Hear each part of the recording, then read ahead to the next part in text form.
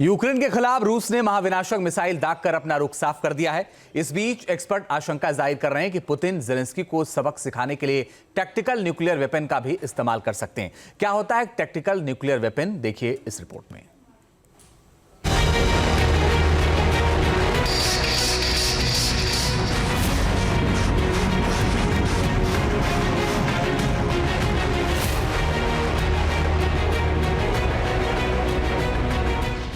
रूस और यूक्रेन के बीच युद्ध को 3 साल होने वाले हैं, लेकिन इनके बीच तनाव खत्म होता नहीं दिख रहा है।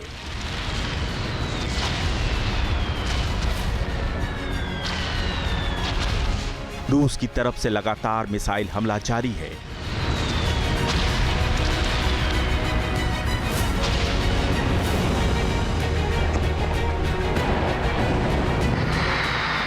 अब खबर है कि रूस अपने दुश्मन नंबर 1 यूक्रेन पर एक बड़े हमले की तैयारी कर रहा है।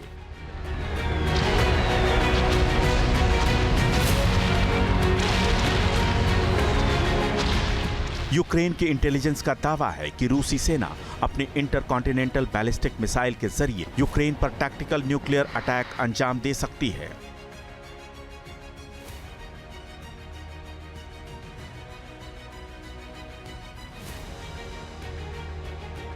यह है शैतान के नाम से कुख्यात रूसी intercontinental ballistic missile SS-18 Saturn.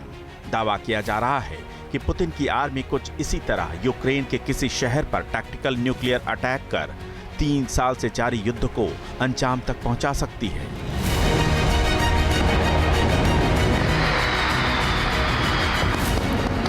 दुनिया इस बात से अनजान नहीं है कि रूस के पास व्यापक तबाही मचाने वाले ICBM का बड़ा जखीरा है। इसके साथ ही रूस के पास एटमी हथियारों और टैक्टिकल न्यूक्लियर वेपन की बड़ी तादाद है।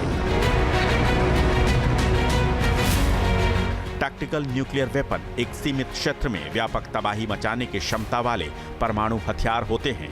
मिसाइलों के वॉरहेड में फिक्स कर इन्हें टारगेट वाले इलाके में दागा जा सकता है।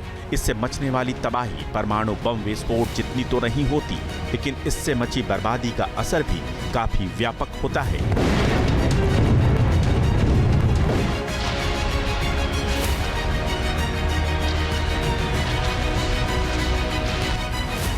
टैक्टिकल न्यूक्लियर वेपन या सामरिक परमाणु हथियार छोटे एटमी वेपन और डिलीवरी सिस्टम होते हैं, जिनका इस्तेमाल युद्ध के मैदान में या किसी इलाके में सीमित हमले के लिए किया जाता है। पारंपरिक रणनीतिक परमाणु हथियारों की तुलना में ये कम शक्तिशाली होते हैं। इनका मकसद व्यापक विनाश और रेडियो एक्टिव रेडिएशन के बिना दुश्मन को घुटनों पर लाना होता है। Tactical nuclear weapon Kalibr missile system SN-30 से दागे जा सकते हैं। इसके अलावा ये बम इस्कंदर मिसाइल सिस्टम से भी ऑपरेट किए जा सकते हैं। रक्षा विशेषज्ञों का दावा है कि रूस के पास 1 किलोटन से लेकर 100 किलोटन क्षमता के करीब 2000 छोटे न्यूक्लियर बम हैं, जिन्हें टैक्टिकल न्यूक्लियर वेपन की तरह इस्तेमाल किया जा सकता है।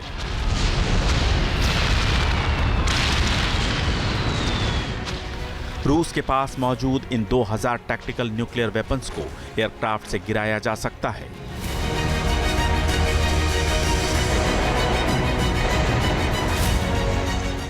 या पारंपरिक मिसाइलों पर लोड कर दागा जा सकता है।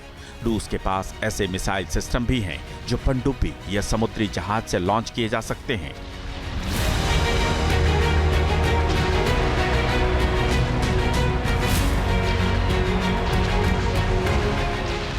हालांकि अभी तक इस बात की आशंका ही जताई जा रही है कि रूस की तरफ से टैक्टिकल न्यूक्लियर वेपन का इस्तेमाल हो सकता है, लेकिन जिस तरह से यूक्रेन के खिलाफ पुतिन ने ICBM का इस्तेमाल किया है, उसके बाद कब और कहां रूसी आर्मी टैक्टिकल न्यूक्लियर वेपन दाग दे, कहा नहीं जा सकता।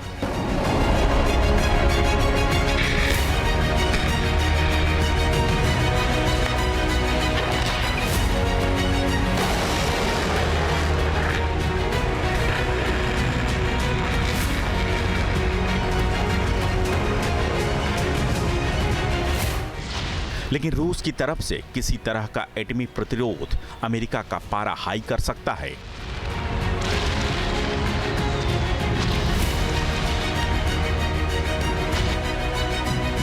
अमेरिका के पास केवल एक मिनटमैन 3 है, उससे ज़्यादा उसके पास हाइपरसोनिक वैरायटी की मिसाइल नहीं है, लेकिन उसने यूरोपियन यूनियन के 5 बड़े देशों के अंदर अपने न्यूक्लियर बॉम्ब तैनात कर रखे हैं और वो उनका इस्तेमाल कर सकता है। लिहाजा अगर रशिया ICBM इस्तेमाल करता है तो फिर इस युद्ध का बहुत लाइकली है कि ये न्यूक्लियर युद्ध में बदल जाए। ये तस्वीरें इसी साल मई महीने की हैं, जब रूसी आर्मी ने पुतिन के आदेश के बाद यूक्रेन की सीमा पर टैक्टिकल न्यूक्लियर ड्रिल का आयोजन किया था।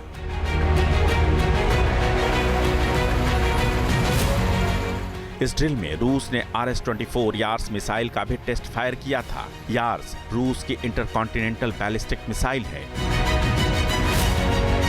साफ है कि पुतिन ने अपने दुश्मन नंबर 1 यूक्रेन के खिलाफ प्रचंड वॉर के लिए काफी पहले से पुख्ता तैयारी कर ली थी। पहले ICBM से हमला और अब टैक्टिकल न्यूक्लियर वेपन से हमले की आशंका। कहीं सीमित दायरे में परमाणु हमले की आशंका सच तो नहीं साबित हो जाएगी।